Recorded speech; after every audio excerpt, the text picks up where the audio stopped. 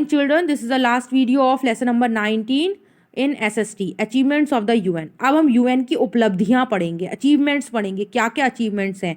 Here are some of the achievements of the UN. कुछ achievements है। The United Nation has achieved a lot of success in field of international peace and cooperation around the world. United Nation का बहुत बड़ी success है in the field of international peace, means पूरी जो world में जो है वो शांति बनाए रखी है इसने, तो एक बहुत बड़ा अचीवमेंट है। And cooperation around the world, और साथ में इनका सहयोग भी है हर कंट्री के साथ। It has been able to resolve many international dispute, और बहुत सारी एबिलिटी है इनके अंदर कि जो यूनाइटेड नेशन ऑर्गेनाइजेशन है बहुत सारे इंटरनेशनल डिस्प्यूट, जो लड़ाई झगड़े थे आपस में, लोगों के बीच में डिस्प्यूट्स थे, वो ख़त्म किए। जैसे ईरान और Iraq, in India and Pakistan, इनके बीच के जो डिस्प्यूट्स थे ये ख़त्म किए। The UN also favours डिसआर्मामेंट and prevents the use of nuclear weapons. UN जो है वो इसके फेवर में बिल्कुल भी नहीं है कि जितने भी जो न्यूक्लियर वेपन्स हैं ये सारी चीज़ें यूज़ की जाएं किसी भी कंट्री के ऊपर। It has been successful in reducing the use of nuclear weapons, और जितने भी लोग दो कंट्रीज़ के बीच में लड़ाई हो गई तो उन्होंने न्यूक्लियर वेपन्स की इस्तेमाल करना शुरू किया, तो इससे क्या होता है, गलत इफेक्ट पड़ता है, गलत इम्पैक्ट पड़ता है। न्यूक्लियर अगर वेपन्स यूज़ करेंगे तो उसका गलत प्रभाव पड़ेगा लोगों के ऊपर, और इससे जो है एनवायरनमेंट भी पोल्यूट होगा, नई नई बीमारियां लोगों को आएंगी। तो इससे क्या है, इस को करने से बहुत सारी कंट्रीज़ ने जो है वो इसका जो यूज़ करना है वो बंद कर दिया है कि कोई भी लड़ाई झगड़े में। The UN has played a major role in fighting against issues such as poverty, disease and illiteracy, और सबसे बड़ा मेजर रोल ये यूएन का रहा है कि इन्होंने इन सारी चीज़ों को ख़त्म किया, पावर्टी को, डिसीज़ को, लिटरेसी को।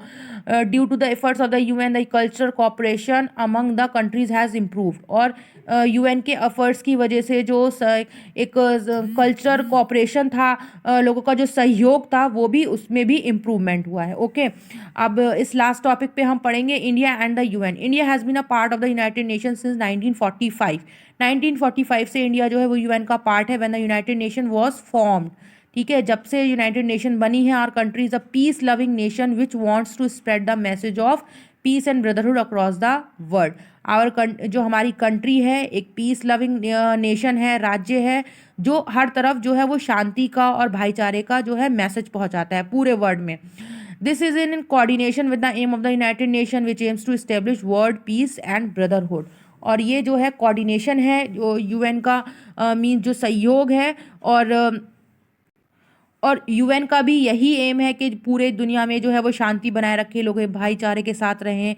तो even since India has become the member of the United Nation, it has been taking a keen interest in its working.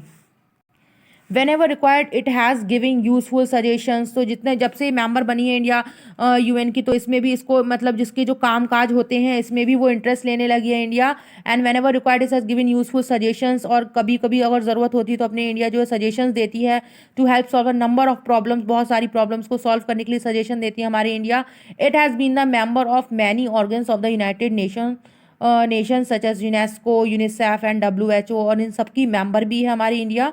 India was also elected for the security council, और India जो है वो security council के द्वारा ही elect की गई है। India is also a regular financial contributor to the UN regular budget, और इंडिया जो है फाइनेंशियल कंट्रीब्यूटर है, मीन्स पैसों से रिलेटेड जो है जितनी भी अगर कोई किसी को नीड होती है किसी भी कंट्री को, तो उसका जो यूएन का जो रेगुलर बजट होता है, जितना भी उनके पास पैसा आता है, तो इंडिया भी उसमें जो है अपना कंट्रीब्यूशन करती है। Okay, so student, this chapter is completed. Go through and revise it. I will give you the worksheet of this chapter.